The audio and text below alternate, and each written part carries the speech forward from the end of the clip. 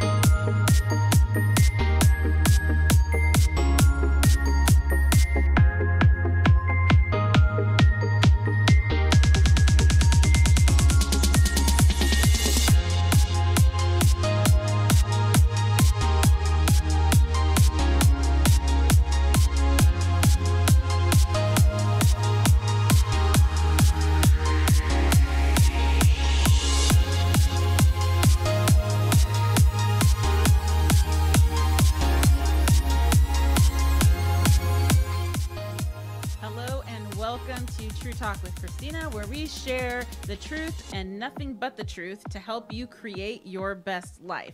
Today's show is about the power of women-owned businesses. As you could probably guess, that's kind of near and dear to my heart. We're honored to have a very special guest today. I'm going to go ahead and read my legal and compliance disclaimer, share some news and stats with you, and then we will dive into today's topic. My name is Christina Kimball, and I am the branch manager of Edge Home Finance Corporation, which is licensed by the Department of Business Oversight under the California Residential Mortgage Lending Act, NMLS 891464, and my personal NMLS 1484144. We support equal housing opportunity. You can find us online at edgehomefinancecv.com, and that's CV for Central Valley.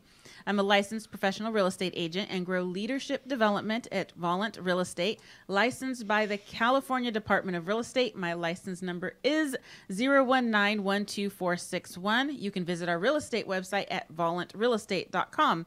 I'm also a certified coach, trainer, and speaker with the John Maxwell team, where we believe that leadership is influence and the first person you lead is yourself. You can learn more about leadership and professional development on my website at ChristinaKimballSpeaks.com.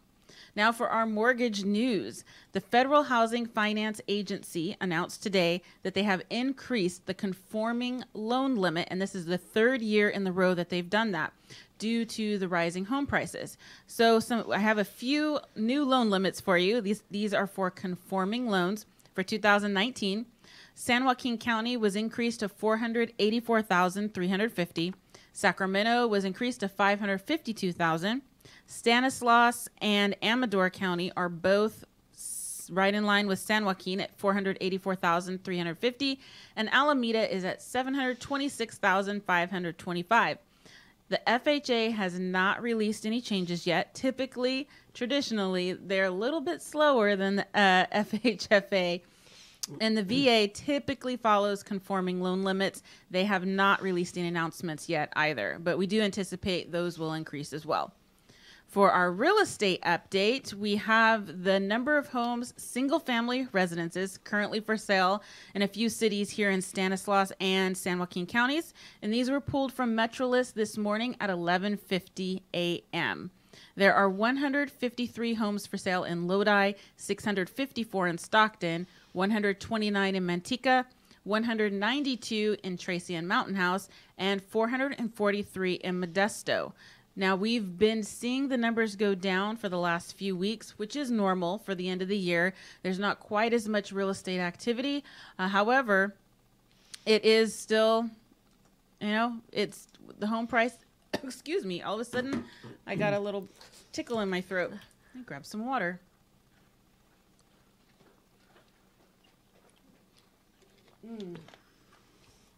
So we are still obviously in a seller's market because we don't have the inventory.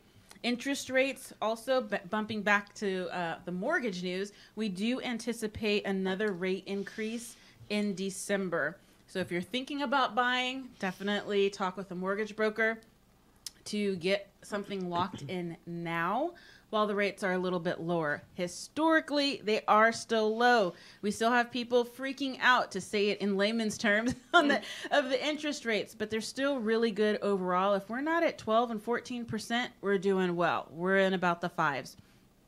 So that is our mortgage and real estate update. Our myth buster of the week. Who's heard of the 5-second rule? 5-second rule? 5-second rule. Drop it on the floor. If you pick it up in 5 seconds, it's okay. I've never believed that.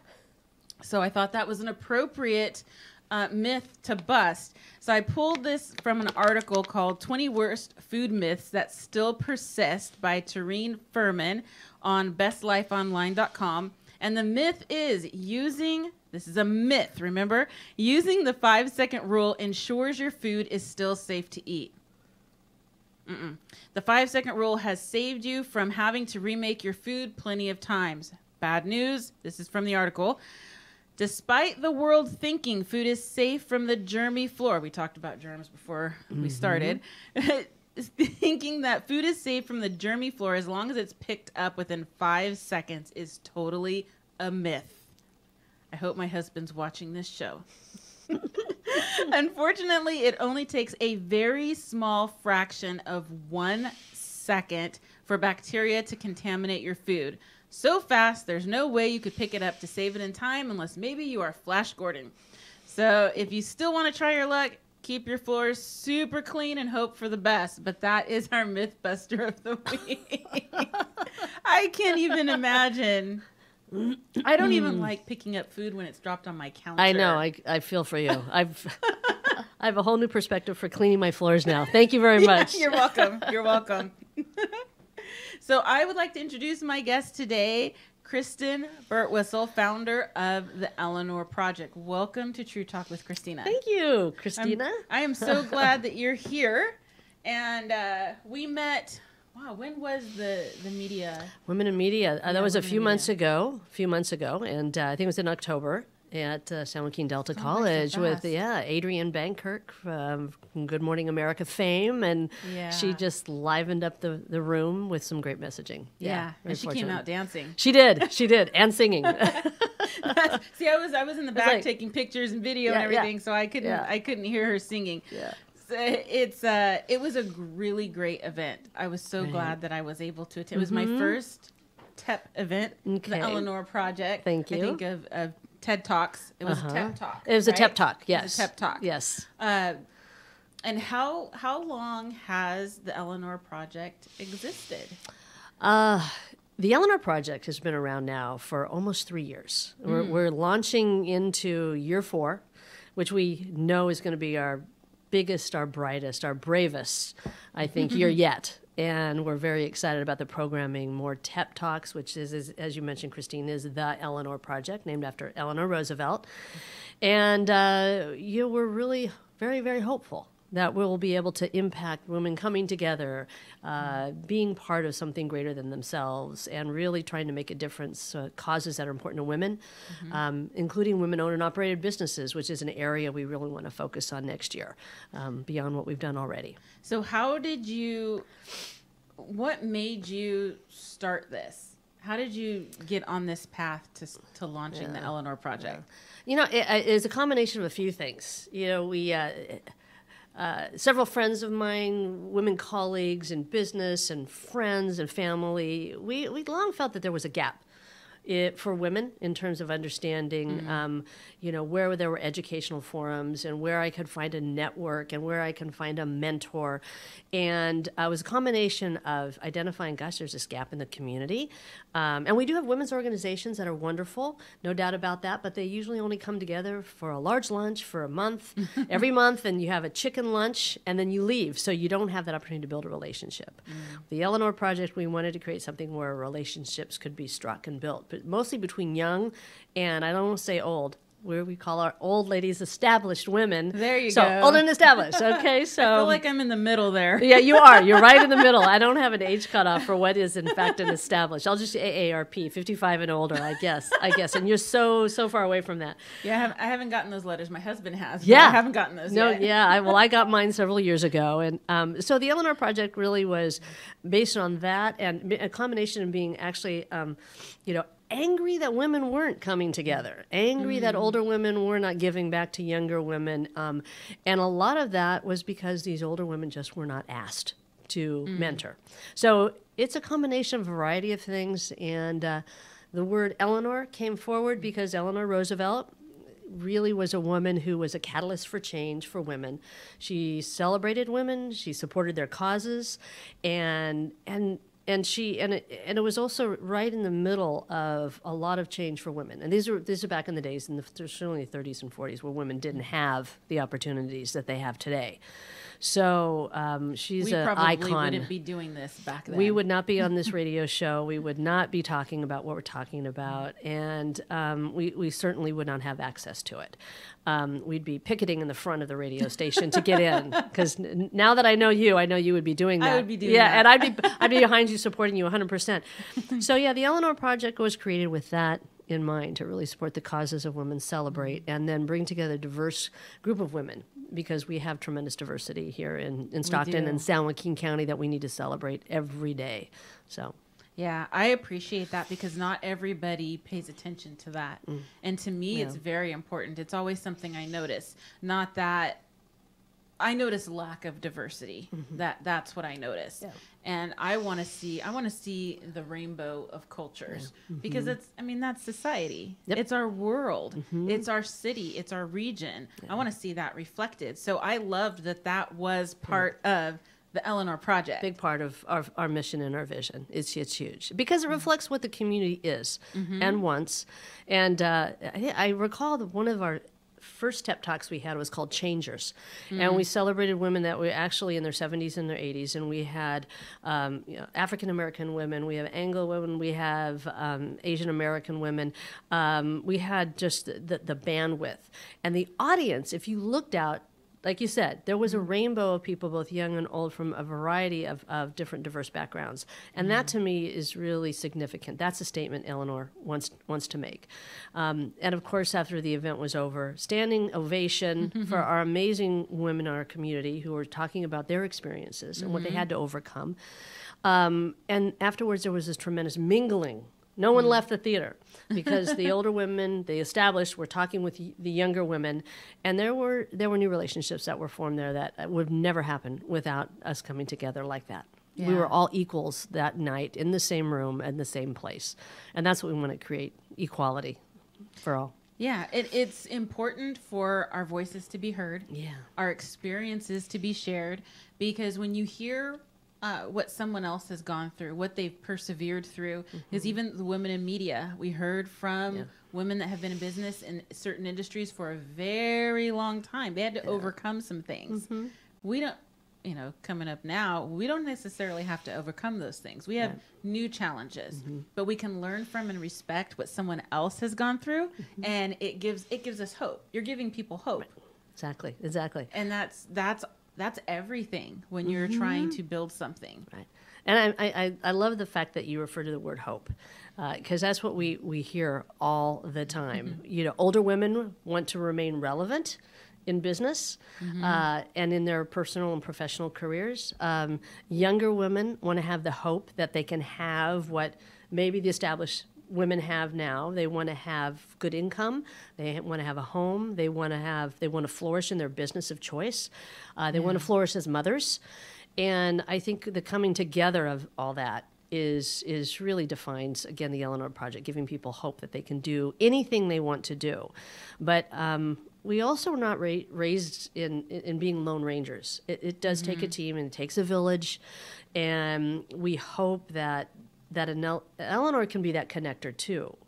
Eleanor's a member-based organization, so in a lot of ways, once someone joins the organization, here's an opportunity for, oh, Christina, you need to meet X, Y, and Z. This person could really help. First of all, she needs a home to sell, and you can help her, but also your personal experience, and not just you're doing this radio show, you're a businesswoman, you support the nonprofit community. That's huge, and people want to hear your story. So I'm just very, very thankful that we can connect you and I today, which is great. But wouldn't it be great that we can connect with other women that have similar interests down the road? So yeah, it's exciting times. It really is. It is exciting. So, yeah.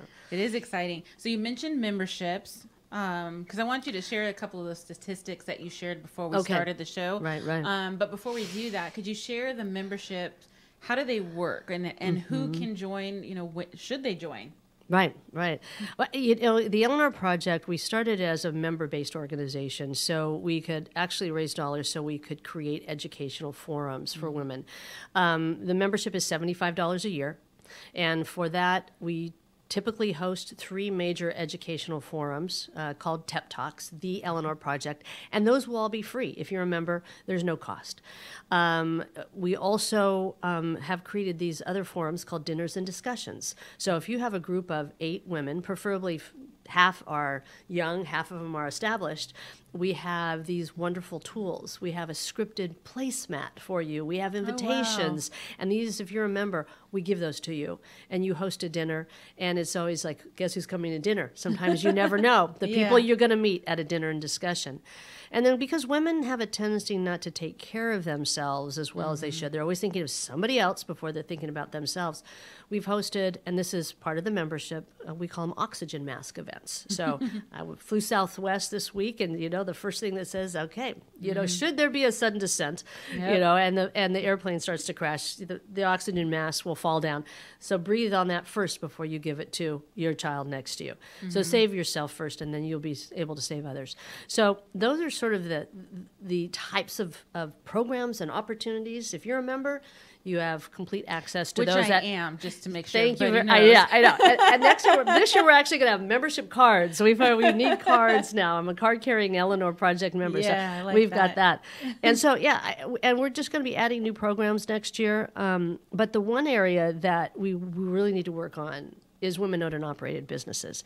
One of the reasons the Eleanor Project was created, because we were looking for a list within San Joaquin County that said, what are the lists that we can get that give us who are the women-owned and operated businesses here in San Joaquin County. We checked in with the universities, Delta. We checked in with the Chambers of Commerce. And there are sort of lists out there, but the reality is, in looking at the last census data, there's over 6,000 owned and operated businesses here in San Joaquin County by women. And the fastest growing sector of women-owned and operated businesses in the African-American community, Black women, are by far accelerating. And this is a national trend in terms of owning and operating their own businesses. So it's pretty significant. So if we really want to build a strong economy here in Stockton, San Joaquin County, we have to support women-owned and operated businesses. And here in the Miracle Mile, where this great radio show is being produced from, I don't have the numbers, but I'm pretty sure there's quite a few, because there's several women-owned and operated, or we like to call them WOO, WO members. And what we're trying to do as part of the Eleanor Project is we have decals, and they can be put on women-owned and operated businesses. So when you walk in, they say, oh, you're a woo business. I had no idea. And this is what I hear from people. They say, I had no idea that restaurant was owned by a woman. I had no idea that the clothing store was owned by a woman. I need one of those. Yeah. I'm going to give you one. Okay, I will get you one. Actually, I have one in my car. Before you leave, let me give it to you. Perfect. So that's the whole idea, is that wouldn't it be great to have that celebratory decal in your shop window that says, I'm women-owned and operated, or put it on a frame and put it inside. But we need to recognize women that are doing some really, really amazing things that are driving our economy. And I think this is one way, is just by recognizing, first and foremost, where are those businesses? So I like that. Yeah. I like that. So exciting. We do need to celebrate each other. And coming together, we're stronger than trying to stand apart and do it solo. You just can't have the impact. I'm in business because I want to make an impact. Yeah. I want to add value to people's lives. I want to give them stability through a home that they own instead of rent. I'm working on another project, and I love business. Yeah. I posted on Facebook a couple days ago. I'm like, as you know, I love God. I love business. Like it's just me. It's like it's just part of my DNA. Right. And to be able to share that with other women, and say they might come to me and say, I have an idea. I'm not sure how I can do this, or I'm not really sure what I can do as a business. I love sitting down with them. Okay, let's talk. Yeah. Absolutely. Let's talk and share with me. What are your passions? What do you love doing? Okay, now let's look at how we can monetize that. Absolutely. And we can do that together. And you can save somebody hours, days, weeks, months of time when you share. So I love that you're bringing together the experienced with the new, because that mentoring is so important. It's wonderful. We've had some great success when working as a partner, for example, with the Stockton Young Women's Task Force. Here's a group of engaged women, Jasmine Leak and Zulima Flores Abid, and they're just doing some amazing things in the world of sort of driving sort of equal rights, policy for women and their families. And then you have the wonderful creative team from Goodstock Productions that are out there really making sure the arts community and music community is thriving here with Amy Seifert and Ann Wilcox. And, so I can just point, and they are very much part of the Eleanor Project. And so I think if we can keep the tempo up and keep the fire burning very hot on I think what women are trying to do independently, but with their initiatives. But then working again as a team is so important. And I think about the ability to work with these younger organizations, what it gives back to us more established women. I now know how to tweet. I now, there are things that I can do on a computer that I can never do. And I'm looking at you going, how did you do? She's writing her notes on her on her phone. And I'm thinking, and I've got my paper here still, which I probably will never give up. But the point is that there are new skills that I have learned, and I have a tremendous appreciation now, I think, for things that I would not have if I had not experienced working with a younger cohort of folks. And I have a daughter who's in her early 30s and a son as well. I learn from them, certainly. But I have a whole new worldview because I've had this opportunity to sit down with somebody younger.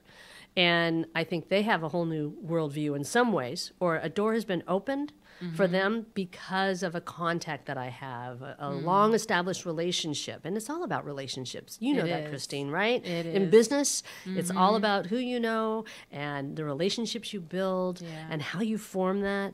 And so, the Eleanor Project really is about leadership in that regard, is we want to make sure women have that opportunity, but they see that in a way that's constructive to them personally and professionally. So, but 2019 is going to be a great year. A great year. It is. It's starting off well right now. Yeah. Is there something specific that's on the horizon for the Eleanor Project that you could share? Because I know some things, if you're working on them, you can't always share some things, but is there something you could share that we can look forward towards? Yeah. We're going to build on what we've done in 2018. And if I just a quick rundown of some of the 2018 that'd be things great. that we did that we'll try to mirror again in 2019.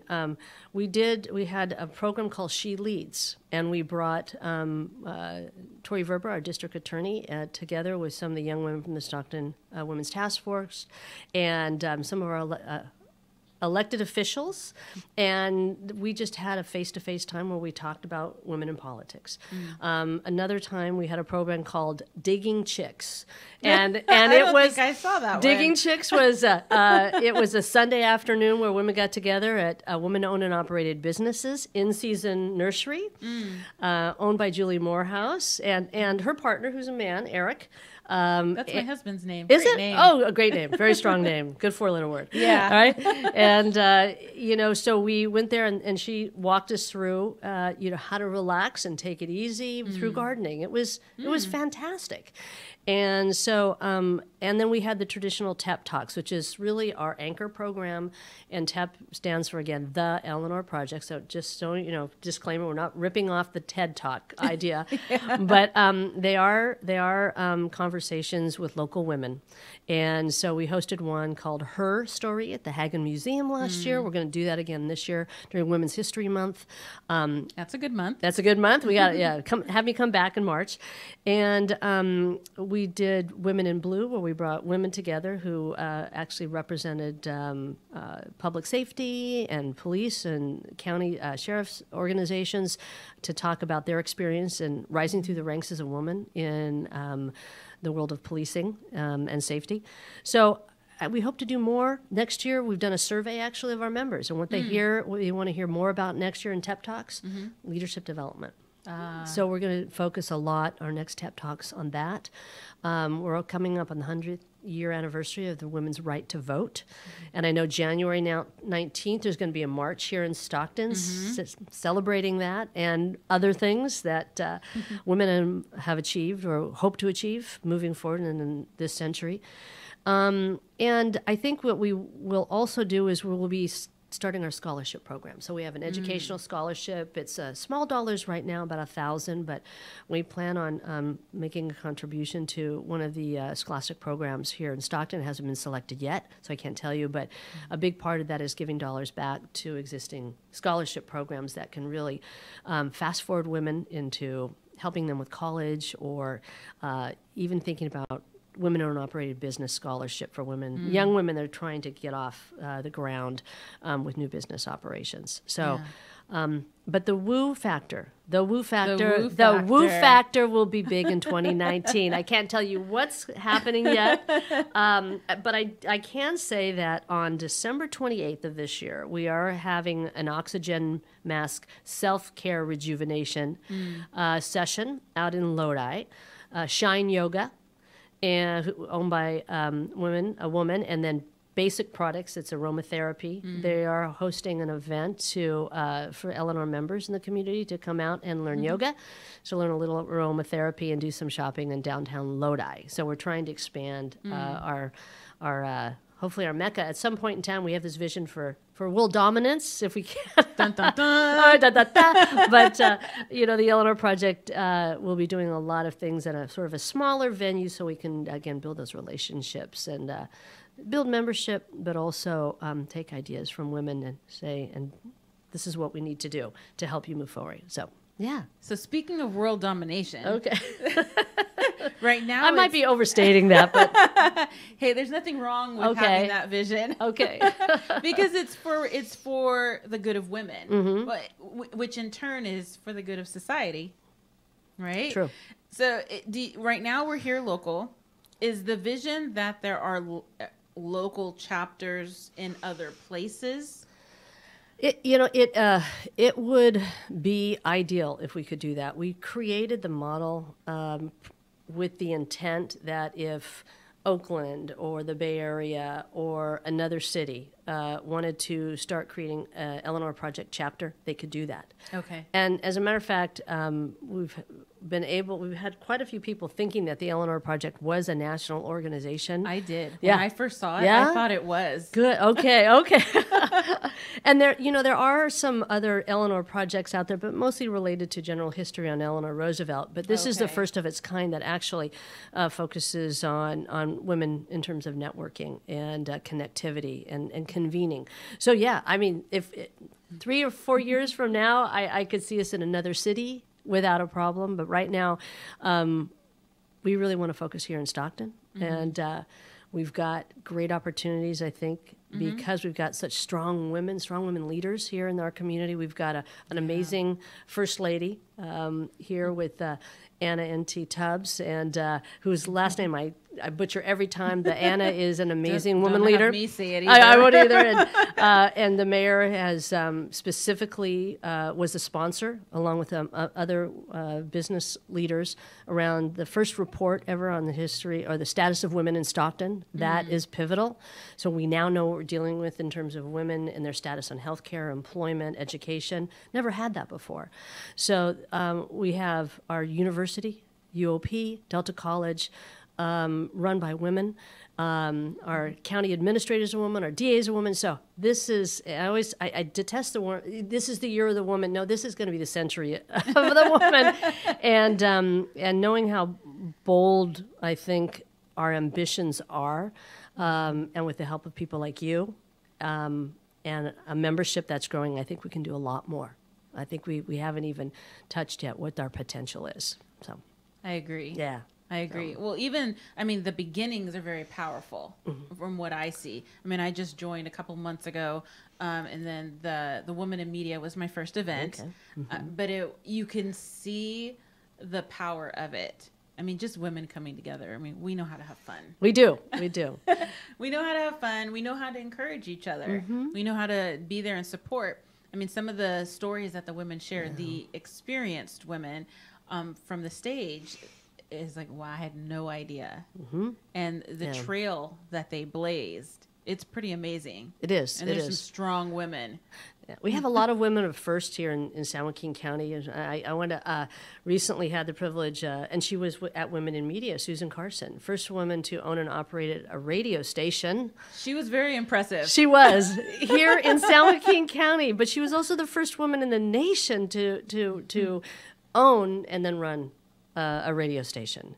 That was just incredibly impressive. Yeah. So I think we have a lot of women of firsts here, and frequently they don't tell their story because we don't ask them. And that's the big part of actually dinners and discussions. The Eleanor theme is ask somebody. Ask people questions about where they've been, what their life is like. You'll be shocked and amazed as what kind of information will come back to you. And so I think people like Sue Carson are out there, and she's got an amazing story to tell. We just need to ask the question, tell me about your life, and then we'll see what happens from there. But I would like to mention one last thing. Yes. You went to Women in Media, and you had a good time. It was fun. And we like to sort of frame all our events as edutainment. So there's education, but there's also this opportunity to shop, and there's an opportunity to eat, and there's an opportunity to have a glass of wine, and maybe not in the morning events, but in the evening events. And there's an opportunity to really have the conversation with people and to network. And so the model that we're creating is one that's not just, okay, let's listen to a lecture and leave. It's come and listen to a lecture. That's going to be powerful. And those speakers will be available to you right afterwards. You'll have your picture taken with them. You can talk with them. And then we want you to hang around because there's a lot of conversation that women like to have after these things are over. And it's pretty cool to see the process happen and unfold right before your eyes. So how does it feel being the founder of something so magnificent and to see it play out right in front? It's not playing, but you know what I mean? You help facilitate this happening. Yeah. I'll be honest with you. I am still kind of reeling from the fact that people see this as a really positive thing for the community. I mean, I always wanted it to be, but when women like yourself, Christine, talk about it and they say, this is what I experienced, I just feel, I feel blessed on so many levels. I feel euphoric. And I go, yeah, we're meeting our mission and our vision. And so if you can walk out of something and you have a powerful sense of change that's going to happen, or something you've learned, or a person you met, then that makes it all worthwhile. And I cannot also take full credit at all. We've got a tremendous team of advisors that have been with us all the way.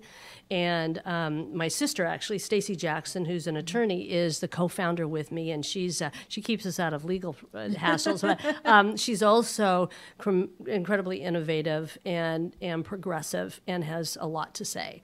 And so she's really fed into the mission and the vision. As a matter of fact, this next week coming up, we're putting our strategic planning advisory team together, and we're going to plan everything for 2019. You're going to see a lot of what we've done last year, next year, but we're going to be layering it on and adding more, and trying to reach out to a lot more women and getting them engaged in unique and different ways. So I like it. Yeah, I like it a lot. The dinners, you mentioned there are only 8 women Is that what you said? we like to have, it's almost like a dinner of 6 is too small, 10 is too many, and we call it 8. You could actually have as many as you would like, and we'll probably actually have some pop-up dinner and discussions next year, but we think that this group of 8 is a great way for people to actually go around the table and talk about 4 key areas. And this script that we actually give you if you're having a dinner and discussion is around play, philanthropy, your passion, and your profession. So the whole idea is, let's say you and I host an event, all right? So you would invite somebody who's probably older than you. I would invite somebody younger than me, right? And then we would ask them, and by the way, you need to invite somebody. So we have some strangers coming to our home, actually, which has been the best part of it. Yeah. And the stories that go around the table, the icebreaker is that conversation with the placemat and talking about your play and your passion. So what is your passion? Oh, my passion is children. My passion is, working with the animal shelters. My play is, I love music and I like, I play tennis. And my profession is X, Y, and Z. So you'll learn a lot about people's profession, but also about them outside of their work. And every time we've had our dinners, people are laughing horrifically or crying. And we've heard some stories of young women. We had one dinner where a woman said, my mother, I came home one day, I was a junior in high school, and I came home and my mother had been deported. And Oh my goodness. And left 3 children behind, and her story of survival and struggle and now success, and all of us were crying around the table. But here's a woman who's gone through college. She has a wonderful job with the state and is making inroads in this community, and but you would have never known that. She would never have shared that story with you if you just sat down, say, with a casual conversation. But because of the dinners and discussion, there's a freedom to allow us to talk about things we normally would not talk about. And so, again, I think getting, you and I are going to have a dinner discussion after this is over, and we're going to talk about it in about another month. But and at the end of the dinner and discussion, we go around the table and we say, "What's your ask of the people here in the room?" And the ask could be, would you please float my resume around? I'm looking for a new job. Another ask was, I want to have coffee with all of you in another month after this is over and get to know you better. Another one says, I've started a new business and I would like you to come to my retail store, or I would like you to come to my coffee house. And so, or we're having a march on January 19th, can you get the word out? So it's as simple as that. But you leave knowing that there is, you've built new friendships. Yeah. And new contacts. We all exchange business cards, of course, and the whole idea is that we can go out and, continue to build those relationships. And then those 8 women that leave, they can have a dinner and discussion too. It's sort of like a Tupperware party. I'm not exactly sure, but you're building on a path where there's these building blocks of women coming together for the greater good of the community and for themselves, so they can take care of themselves, but they can take care of others. So exciting. Who came up with that? I don't know. It was there's a lot of wine involved with the concept. We had the concept, it's interesting. The Eleanor Project it's just, what it's like, right, Christine? Where just an idea just comes to you, but then the richness of the idea, frankly, is built because you have other people in the room. So this wasn't just a singular idea that, someone said, well, let's do dinners and discussions, or let's do these oxygen mass events. So, and there's a lot of other ideas that our women are throwing our way, saying, can you do this? Can you do that? So, yeah. We're half-baked right now. I'm so glad I asked deeper about that, because that's so unique. And I assume then it sounds like any member could decide to do this. Yeah. And then they'd have the tools. It just starts with 2 people, get more people. Right. So we have 8, and let's have dinner and discussion. That's it. That's all it is. And you can have it at your home. You could have it at a pizza parlor. You could actually have breakfast and discussion or a lunch and discussion. You could host it anywhere you want. And people have done things uniquely different at every location. And so it doesn't mean you need to put on a 5-course meal. You could just say, I'm getting pizzas, Round Tempo's delivering in an hour, and show up. But I'm really excited about the fact that women have come together, and I think that'll be a huge focus for us next year. So we need to have more dinners around the table and talk with each other, about each other, and for each other. That definitely brings the relationship component that it sounds like is a pillar in the Eleanor Project. And that's a very tangible, easy, simple, but powerful way to do that. I just love that. And it doesn't cost you anything other than a membership. But, it's, you mentioned earlier, too, I mean, one of the things that we want to do in order to expand, of course, we do some fundraising. And today's Giving Tuesday. Yes. And so one of the great partners the Eleanor Project has that's allowed us to really expand is our relationship with the United Way of San Joaquin County. And the United Way is a wonderful organization. And so if you did go to United Way at San Joaquin County and donate to the Eleanor Project, feel free, or any other organization, go to United Way. It's a great partner. It's been here since 1926, if you can believe it. And it's an iconic organization that I'm proud to be a part of. And if not for the fiscal sponsorship we have from them, it would be difficult for us to really move our vision forward. And I mean, Christine, it's difficult to start a nonprofit when you're working full time and raising a family, but having them as a partner has elevated the Eleanor Project to a whole new place. So that's exciting. Yeah, it is. That's exciting. It is. So for Giving Tuesday or any day you'd like to give, you can support the Eleanor Project directly by going to United Way of San Joaquin County. Is that what you said? Yes. United Way of San Joaquin County, and you can make a donation and indicate that it's for the Eleanor Project. So I'm glad you remembered, because I'm glad you remembered too. And this is why I wrote notes down here on a piece of paper. Yeah. See, and I have Facebook up in case anybody asks questions. Oh. I can great. Answer those or ask. So you can do two things at once. I'm impressed. I can. Wow. I can. So now I'm going to switch back to my show notes. Okay. Go ahead. See, I've learned something from you already. It's I love technology when it works. There you go. When it works for me. Sometimes it's a little frustrating. See, look at the time already. I can't believe it. It's been way too much fun. I could be sitting here for another hour and a half. Yeah, I can't. I can't. That's the other. We don't have much time. I have to say we keep our Tep Talk short and sweet. If we have meetings with the organization, they're short and sweet. Time we don't have. Time we do not have. It's I'm excited to be part of it, even more so after being able to have this conversation. So thank you so much for thank you. coming on the show and sharing more about it, and kind of what are we doing at the Eleanor Project and where's it going? Yeah. And I think it's necessary. I think it's absolutely necessary. And please invite me back. I'd love to actually bring some of our Eleanor members to that would be great. Share their experiences. So thank you, Christine, for your time and for believing in the Eleanor Project. Yes. Thank you so much. Thank you. So we got a few minutes left. So I'm going to share the national holidays for today. It's that time of the show. Today is November 27th. We've talked about it. It's the National Day of Giving. It is also National Craft Jerky Day. Had no idea that was a thing. If I had time, I would have stopped and gotten some jerky. Although who knew? I wouldn't have known if it was craft or not, but National Craft Jerky Day. And it's also National Bavarian Cream Pie Day. Okay, now we're talking. Bavarian cream pie. I haven't heard of that kind before. Really? I haven't heard of that one. This is a day. Can they hear you this time? There's a little bit, there. yes. We have a man in the room.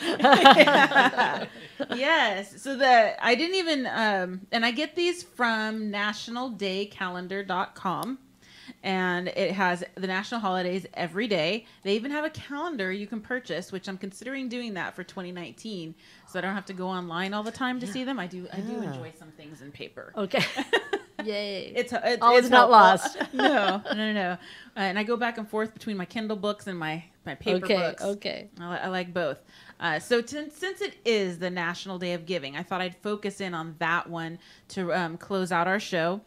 We have a day for giving thanks. We have 2 for getting deals. And with the savings, we can use that to give to an organization that is close to our heart. such as the Eleanor Project through United Way of San Joaquin County, or any organization that is close to your heart. It could be this station, the Voice of Stockton on KXVS. It is a nonprofit as well. So it is a global day dedicated to giving back on the Tuesday after Thanksgiving. Charities, families, businesses, community centers, and students around the world will come together for one common purpose: to celebrate generosity and give. So how does observe? Obviously, simply make a donation somewhere. That is as easy as that. On social media, you can use the hashtag Giving Tuesday. And a little history. In 2012, 92nd Street Y in New York City created Day of Giving to bring focus to the charitable season in the wake of the commercialized Black Friday and Cyber Monday, more commonly referred to as hashtag Giving Tuesday. National Day of Giving harnesses the power of social media to give back around the world and throughout the year. So it really hasn't been around that long. 2012. I had no idea. That's 6 wonderful. years. It is. It's a great concept when you think about it. It is. We're just full of great concepts. We are. Today, I know, aren't we? exactly. You're rocking my world today. I don't know. So thank you all for joining us today. I hope you join me next week right here, Tuesday, True Talk with Christina. We are live at 1:05 p.m. here on the Voice of Stockton on KXVS Radio. And currently you can watch the Voice of Stockton on social media. It's time for some more water. Through live streams on Facebook, YouTube, and Periscope. And if you like what you hear, consider becoming a supporting member of our station.